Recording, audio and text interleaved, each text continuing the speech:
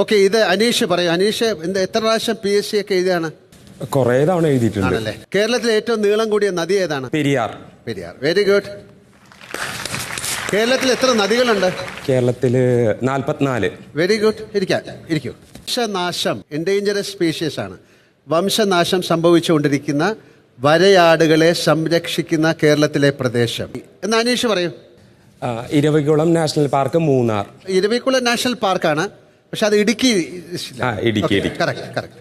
കണ്ടോ, അനീഷാണ് വളരെ കാര്യങ്ങളൊക്കെ അത്യാവശ്യം പറയുന്ന കാര്യം. ബാക്കി കാര്യങ്ങൾ, ആവശ്യമില്ലാത്ത കാര്യങ്ങൾ തലേന്ന് എടുത്ത് ദൂരെ കളഞ്ഞാൽ ഇങ്ങനെ എല്ലാവർക്കും ഇത് പറയാൻ പറ്റും. ഒരു നഗരത്തിന്റെ ശില്പി എന്നറിയപ്പെടുന്നത് ആരാണ്? അക്ബറിന്റെ വലത്ത് വശിരിക്കുന്ന ആളോ ഇടത്ത് വശിരിക്കുന്ന ആളോ? പറയാം. നവീൻ പറയൂ. എനിക്ക് മോനെ, തൃശ്ശൂർ നഗരത്തിന്റെ ശില്പി എന്നറിയപ്പെടുന്ന ആരാണ്? എനിക്കറിയില്ല. എന്നാലും ഒരു ഉദ്ദേശം. തൃശ്ശൂർ നഗരത്തിന്റെ ശില്പി കണ്ടോ, ആലോചിക്കുന്നതുകൊണ്ട് കിട്ടുന്നുണ്ട് അല്ലേ? സോണിയാഗാന്ധിയോ? സോണിയാഗാന്ധി തൃശ്ശൂർ നഗരത്തിന്റെ ശില്പിയോ?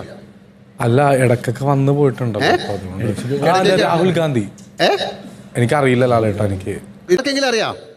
ശരി, തൃശ്ശൂർകാർ പറയൂ. ശക്തൻ തമ്പുരാൻ. യെസ്, കറക്റ്റാണ്. അനീഷിനാണ് ഏറ്റവും കൂടുതൽ കിട്ടിയിരിക്കുന്നത്. അപ്പം ഇനി ഞാൻ അധികം ചോദിക്കുന്നില്ല, ഞാൻ നോക്കട്ടെ. ബ്ലാക്ക് വിഡോ എന്നറിയപ്പെടുന്ന ഒരു ജീവി ഏതാണ്? സാബുമോൻ ഇങ്ങനത്തെ കാര്യങ്ങളാണ് കൂടുതൽ അറിയാതെ. അപ്പൊ വേറൊരാൾ, എല്ലാവരും ഭയങ്കര ആർട്ടിസ്റ്റുകളൊക്കെ അല്ലേ, ഈ ഒരു ചോദ്യം പറയണം. അറിയാവുന്ന കൈപൊക്കരുത്. യുനെസ്കോ അംഗീകാരം ലഭിച്ച കേരളീയ കലാരൂപം, ആർട്ട് ഫോം ഏതാണ്? നവീൻ. കഥകളിയാണ്. ഏതാ? കഥകളി. മോനെ ഇരിക്കേ. അല്ല. അനീഷ്. കൂടിയാട്ടം. ഓക്കെ.